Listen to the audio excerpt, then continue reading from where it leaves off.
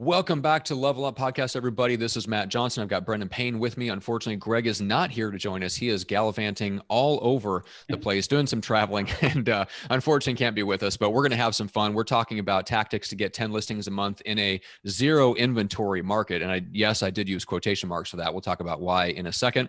But first of all, just welcome back, Brendan. I'm excited to be here. We don't ever get to do this, just the two of us. Yeah, this is good. I'm glad Greg's out gallivanting around and doing his traveling. So it's good to catch up with you. So the zero inventory thing, you have a very interesting perspective on that. I put it in quotation marks because it's not a real thing. What do you mean by that? Yeah, it's not really, if you look around in most markets, they're probably trending to be doing the same amount or even more transactions than they were in past years. So it's really the first step in being able to take the listings you want is understand it's not a zero inventory. We're not out of inventory. I think the difference is that when we get inventory, it moves really quickly. So our churn rate is off the charts in most markets. But people have to understand what you're telling yourself every day dictates what you're going to go and actually do. So if you're saying there's no inventory, then why are you going to go out and do anything different to go find inventory? So in a nutshell, that's kind of my belief right now. And we'll dig in a little bit more on that in the future. But there's plenty of inventory. It's just going and figuring out what do I need to do to adjust in my business to find it. Yeah, that's really interesting. I think that without that key stat, it can feel a little bit like, oh, well, you're just telling me to have a different mindset. But if you've got the numbers to back it up, and the numbers don't say it's actually low inventory, it's velocity, it's the timing of how long they stay on the market, that does change things, right? And that does mean that it's the same number of transactions generally that are out there as there would be in any other year. We'll get into the mindset stuff in another episode. We want to dig into the practical stuff. But what are you telling agents right now in terms of going out there? Let's say they have the right mindset. Let's assume they listen to the next episode and they get their mindset right. What are some of the practical things you would recommend?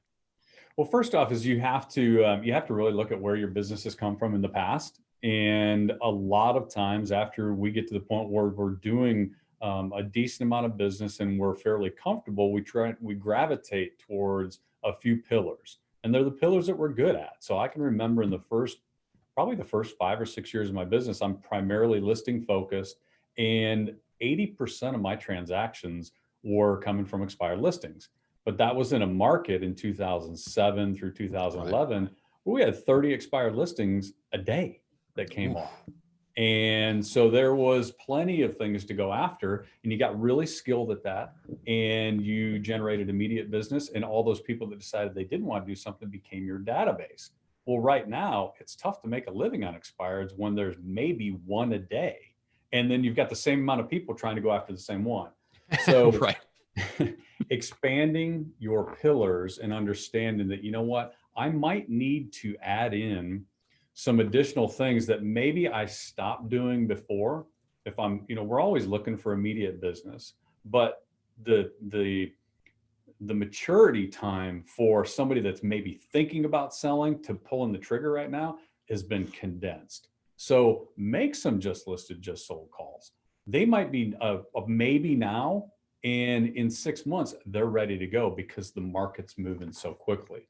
So being able to kind of open up and say, I might have to do a few things differently than I have in the past to get the same results is actually going to position you to be able to take advantage of all the different movement. And right now, it's just having a conversation. Don't pigeonhole yourself to, I really don't like making, just circle prospecting calls, or I really don't do FSBOs. It's a contact. And right now, every single person that owns a property is thinking about selling. They're just trying to figure out when and who do they choose. So if that's on everybody's mind, just go get in a different conversation. And, that's how you're going to set yourself up to be in a position to get your listings. Yeah, that is a big one, though. We'll talk about that more in the mindset episode, but that you hit the nail on the head. Like once you're comfortable with expireds, some people flow and take that exact same skill set into FSBOs and don't give it a second thought. Others spend their entire careers and never go in. And to me, like I always thought of them as similar enough to where if you could handle expireds, you could handle FSBOs, and it was like slightly different phrasing, a little bit of difference in the communication, but generally more the same. I mean, it's a little bit longer of a time horizon, but Yeah, I think if you're in the market like that, where expireds just are not an option, you've got to be willing to step outside of that. And it is interesting. You can get away in other markets in just saying like, "Hey, I don't do that. I only Yeah. focus on expireds and I don't do physical." I don't know that you have an option of just digging in right now. No, no, you really have to. I mean, you've got to, if the goal is to maintain or increase, grow your business, then you've got to be willing to do some things that you're not used to doing Yeah, out of agreed. comfort and discomfort. So you made just a quick reference to it, but let's talk about the communication and kind of compressing, people just in terms of their perceptions. The market is moving hot, and it sounds like that's having an effect on homeowners to where their own time frame Mhm. might be moving up, and so we need to adjust. How do we adjust to their time frame? Yeah. So one of the things that I've done is just I've eliminated the the the picture of having a 12-month year. So if you went into my database and said, okay, show me somebody that you're following up with, they're not really doing anything immediately. I would have people in a normal year in an October follow up, November, December. They might be 6 or 9 month nurtures, just people that I'm continually keeping up to date with. Maybe they've got a tenant. There's something at some point they're going to sell. They've told me that, but it's not right away. Mhm. Those people, and this started about a year ago, those people, the more I talked to them as the market continued to improve, I found out they were already making moves. So I had great conversations with them and said, all right, I'll follow up with you in October. And I find out, they sold last July. Right. So now I've shrunk the year down where just imagine a 6 month year. And so that's the maximum. Anybody that's in those long-term nurture is going to be out. And I'm trying to talk to everybody in that group every 90 days, Mhm. because the person that today says, no, follow up with me after the first of the year, there's a good chance something changed either in the market, what they were going to do, what their perception of what is going on, that perception changed. And in October, they make a move, and I'm 3 months behind when I go and follow up. So just condensing that follow up time, I think is going to, there's no downside. There's no downside whatsoever. Yeah, that makes a lot of sense. Think about times when there's a lot of just societal flux. It's kind of in the atmosphere, just a lot of change. And then of course you've got the fact that we're coming off of, a year in which we were, voluntarily or not locked inside of our homes. There's a lot of pent Sure. up demand. You've got people that had to put off their plans to move that all of a sudden just kind of stayed put for a while for various reasons. So yeah, it's a change. It's a time of a lot of change, and then potentially stacked the pent up demand to move on top of that. That makes total sense. Just increase the communication, compress your time frame. The people that you would normally plan to reach out to 3 months, 6 months from now, reach out to them now and just step up the frequency of communication with them, hoping to catch them at the time when they decide all of a sudden to pull the trigger on something.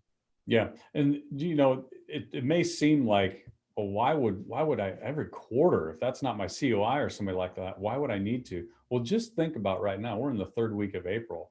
Can you remember what was going on in January right now?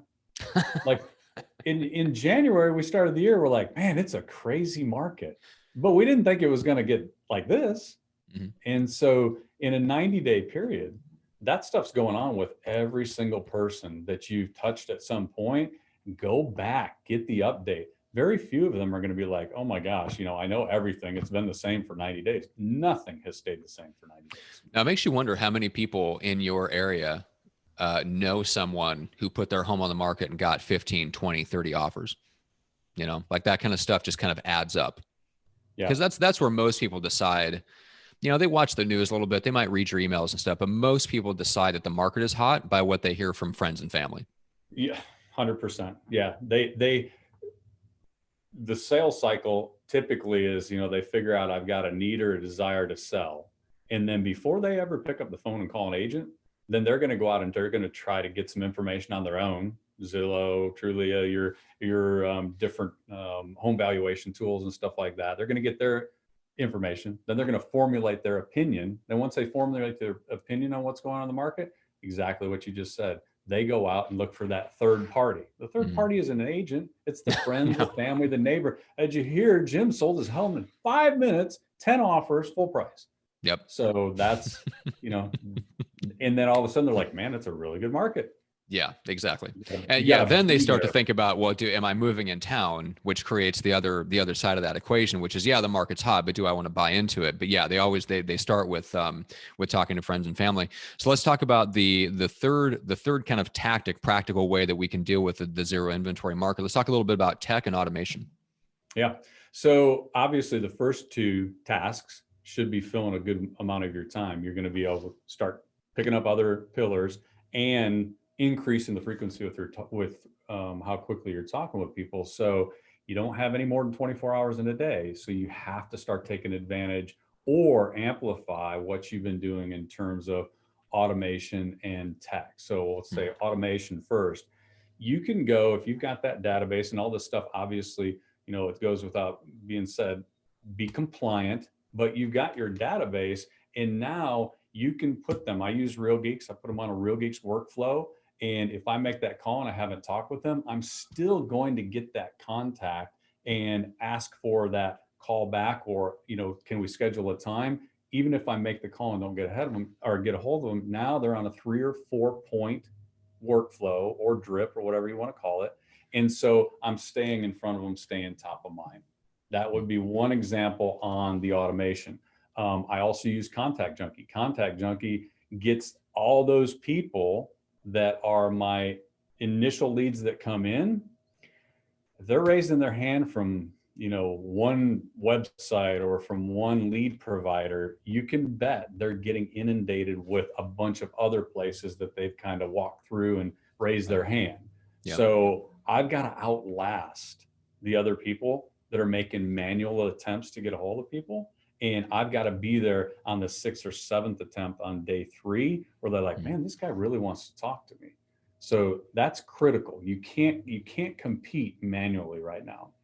And then on the tech side of it, it's simple stuff like, how many of those people that you end up with a lead from have bad information? They put in Mickey Mouse at such and such an email.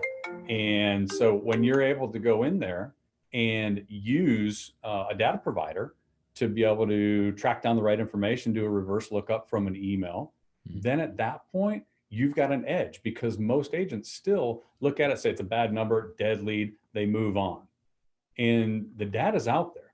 They signed up one way or another, either with a good name, a good email, good phone number, or a combination of them. And if you've got a couple of those points, then you're probably going to be able to track somebody down and maybe be the only one that gets through. Interesting.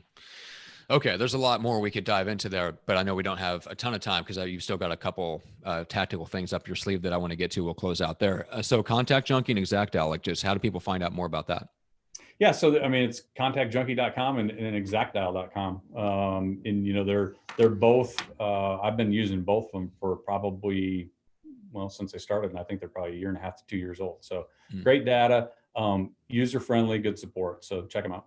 Yeah, I was going to say, like you talk about, just the red ocean, blue ocean. Red ocean is where all the, expired listings or the data that's easy to find. Everybody's going to go after that, and that's where all the competition is. The blue ocean is in doing the stuff that most people won't take that extra step to do, or they just don't know that tools like ExactDial are out there, for example. And you go and you find somebody that gave you a wrong number or gave you a missing piece of information. You go find it. You might be the only person contacting them. If they were smart enough to do that across the other platforms where they raised their hand, they may have given everyone a fake email or a fake phone number. So if you can find the real thing, more power to you. And then you've got a new course up in real estate sales solutions. Tell me a little bit about that. Yeah, so there's actually one that's relevant to this. There's a free listing course out there that was just a role play that I did with some friends of mine on in the West Coast in Arizona. And we go through and they hit me with some pretty hard objections. So check that out if you're getting some of the objections and stuff that you're having a tough time with. I cover some of the mindset, and we talk a lot about, like, why did you say that? Not just the script, because scripts are great, but if you don't understand why somebody said something, then it's a lot more difficult to pull it off. You repeat the same thing, you're like, it didn't work. Yeah. So there's a lot of conversation around that. And then, probably 90 days ago, I released Agent Accelerator, which is really my blueprint from going from 0 to 100 transactions and staying at that level and growing from there within the first 3 years in business. So if anybody's looking at growing, doesn't mean you have to want to do 100 transactions. It's about going from wherever you are today and moving up in terms of being able to be more efficient, increase your skills, and of course, mindset. Love it. So all those links will be in the show notes. And then let's finish out with one of your last favorite tactical, practical things people can do. Yeah, I would say understand that right now things don't stay the same forever. So if you aren't willing to change your business when the market's changing, then you're going to be behind. So pick something once a week. Just pick one thing that's a chokehold in your business, or you're getting stuck with efficiency, where you don't even know, like, what's he talking about with Exact-Out? What's he talking about with being automated? Just take an hour and go figure that one thing out. Remove yourself from all the stuff and the craziness that's going on. Go solve a problem in your business. You do that between now and the end of the year, and you're going to have 30, 40 problems solved. And I promise there's going to be growth on the other end of that. Man. Yeah, that is so true. It's and even I fall into this trap. Sometimes you buy a tool, a piece of software, something, and you know that if you invest just a little bit of time, you can get into it and really figure out how to use it, but it ends up sitting on the shelf. And you're right. If you just tackle one thing a week, you'll look up and the next thing you know, you've got 50 of those things accomplished.